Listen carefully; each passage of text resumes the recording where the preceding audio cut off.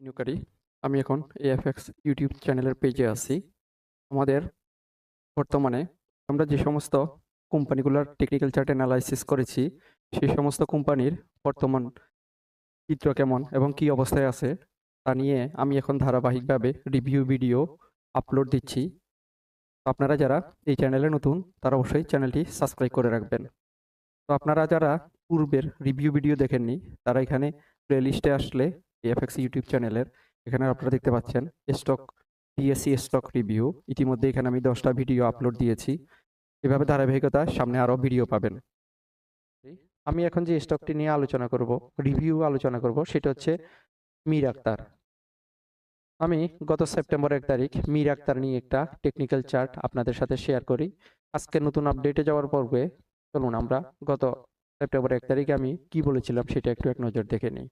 তার বর্তমানে একটা ডাউন ইম্পালসে আছে, মানে নিচের দিকে। তো নিচের দিকে 1 2 3 4 5 এভাবে মীর আক্তার একটা নিচের দিকে ডাউন ইম্পালস করার সম্ভাবনা আছে। আপাতত এটাকে আমি 3 হিসেবে কাউন্ট করতেছি। এখান থেকে এখন একটা 4 এর মুভ দিবে। তো এখানে যে মুভটা আমরা দেখতে পাই গত 7 এর পরে, এই মুভটাকে আমি এভাবে, এটা ও এ, এটা বি, এটা সি, মানে এ বি সি, আবার এখানে এ বি সি, এরপরে আবার এবিসি। কারেকশন সবসময় অনেক জটিল হয়, একটু কমপ্লিকেটেড। এটার অনেক সময় অ্যানালাইসিস 100% করা যায় না। কারেকশন যখন কমপ্লিট হয় তখন বোঝা যায় যে এটা কি ফরম্যাটে কারেকশনটা কমপ্লিট হয়েছে। তো আপাতত আমি এখানে এই মুভটাকে ওয়েভ হিসেবে হিসেবে কাউন্ট করতেছি। এই ওয়েভ এটা হয়তো আরেকটু উপরে যেতে পারে, কিন্তু এখানে ওয়েভ বির উদ্দেশ্যে আবার নিচের দিকে একটা ডাউন হবে। সো যাদের কাছে মীর আক্তার আছে এবং লসে আছেন, বা নতুন করে যারা মীর আক্তারে ইনভেস্ট করতে চান, তারা এখানে ওয়েভ বির কারেকশন পর্যন্ত অপেক্ষা করেন। তো আমি ওয়েভ বির বর্তমানে এই লেভেল থেকে যদি মার্কেট ডাউন হয়, তাহলে আমাদের ওয়েভ বির প্রাথমিক টার্গেট হচ্ছে 27 টাকা। আর যদি এখান থেকে আবার উপরে উঠে তারপর নিচে নামে, তাহলে এই লেভেলটা হয়তো পরিবর্তন হয়ে আবার কিছুটা উপরে উঠবে। সম্মানিত বিনিয়োগকারী, আমি এখন মীর আক্তারের একদিনের চার্টে আছি।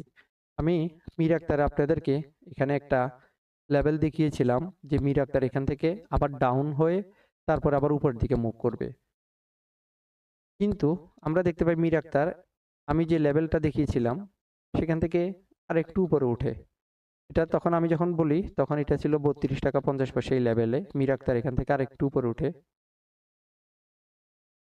এখান থেকে আর একটু উপরে উঠার পরে মীর আক্তার এখানে আমরা দেখতে পাই গত 8ই সেপ্টেম্বর 2025-এ এখানে 35 টাকা 40 পয়সা এই লেভেল পর্যন্ত উপরে উঠে। আমি বলেছিলাম মীর আক্তার নিচের দিকে ডাউন হবে। মীর আক্তার এখান থেকে ডাউন না হয় আর একটু উপরে উঠে ঠিকই আবার নিচের দিকে ডাউন হচ্ছে। তো আমি বলেছিলাম আপনারা এখান থেকে এক্সিট হয়ে যেতে।